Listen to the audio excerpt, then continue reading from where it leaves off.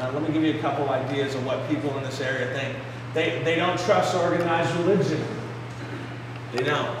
They prefer larger groups until friendships are made. So if you want to have friendships or you want to have relationships in your Bible study, that's a small group, make some friends with some people. People are happier now than they were 5 years ago. It might have changed a little bit with how the economy is going, but most people are generally happy the way that their life is going, even apart from God. So we got to think about how people are thinking and how we can share our faith. Now notice this. Number 3. The third thing we need to think about when going fishing for souls is this. We go where the fish are biting. Go with the fish where the fish are biting. It helps us to have a receptive audience. It's a big waste of time to sit for 6 hours with your fishing pole and the fish aren't biting, right? Now, you don't catch anything. If you don't catch anything, it's time to go and move on. Now, Jesus knew this. And in this parable of the sower, there were 4 types of seed that went out. And you guys remember that story?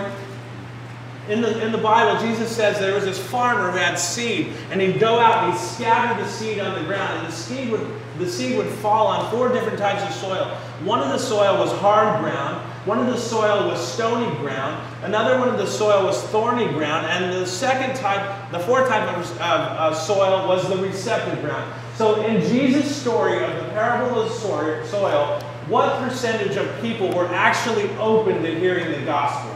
What do you guys think? Any mathematicians out there? Say it out loud, I can't hear you. 25%. 1 in 4 of the people who heard, or the seed was scattered into their life, 1 in 4 persons was available to hear that. But let me just say this. It's not our job, everybody looking up here for a second, it's not our job to determine whether or not a person is receptive, or to make that person receptive. It's God's job to make a person receptive. But what is our job? It is to scatter that seed on the most receptive soil. Right? Jesus knew this. Notice what he says in Matthew 10:14. He says, if a home or town refuses to welcome you or listen to you, leave that place. And notice what he says. Read this last part out loud with me. Shake the dust off your feet. What was Jesus saying? That it's a waste of time to try and give people the gospel who don't want it. And there's a lot more other people who are open to that, who want to hear about Jesus Christ. And those are the types of people we should be looking for. So when we're talking to people who say, don't bother me with that Jesus stuff, are they receptive or closed? Closed.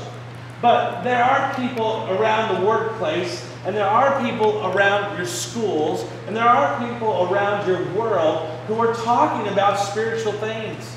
They may not be open, they may not be talking about Jesus, but they're talking about spiritual stuff. And we need to focus on the responsive people. Now notice this.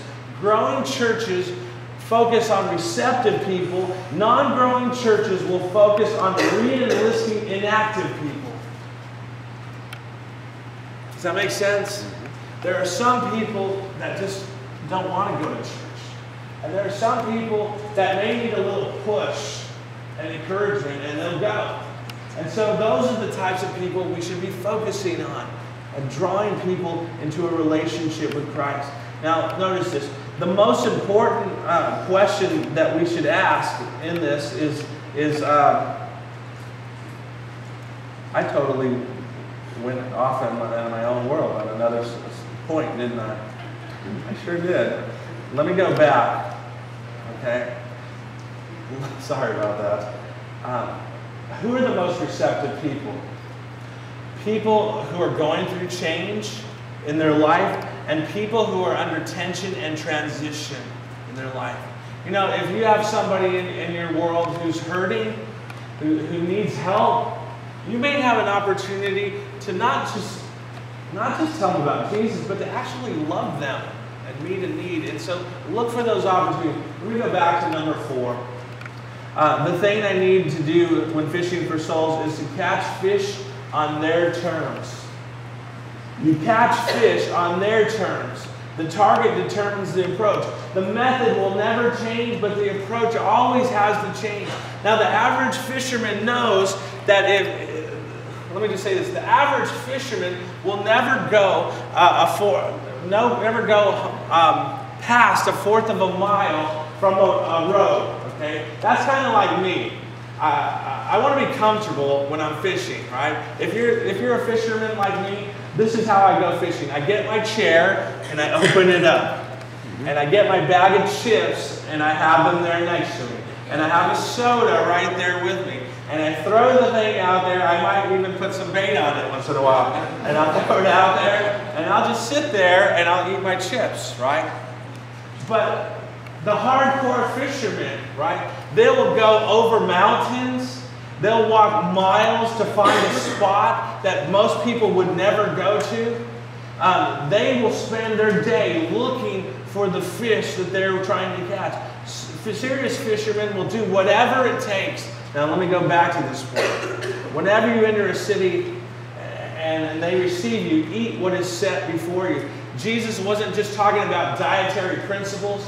He was saying this: you adopt to the local customs and cultures, but you don't violate the gospel. Remember I said that.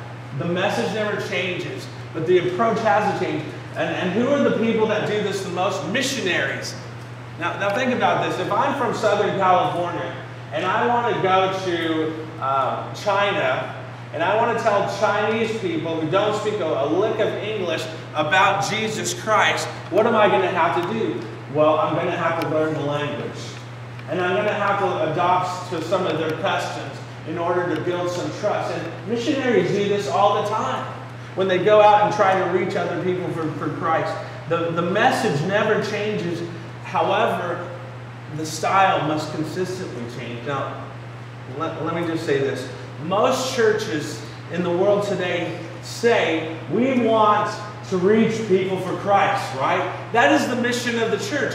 We want to reach people for Christ. But notice this, let me just say this.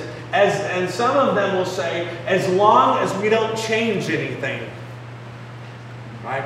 They might not say that out loud, but sometimes actions speak louder than words. I want to reach people for Christ as long as we don't change anything. As long as it's not comfortable for us. As long as it becomes uncomfortable. As long as the service times don't change, or the music style, the message style. If we add another meeting place. Serious fishermen will do whatever it takes to reach people for Christ.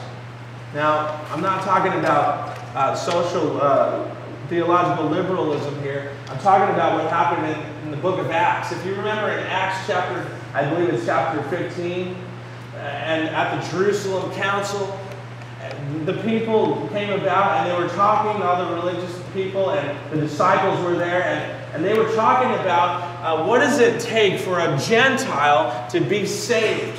And the big debate was, should they be circumcised? Should they follow all the Jewish laws that we have to do as Jewish people? Or can they just give their life to the Lord? Well, that debate ended by saying a big no. They don't have to be like us in order to follow Christ.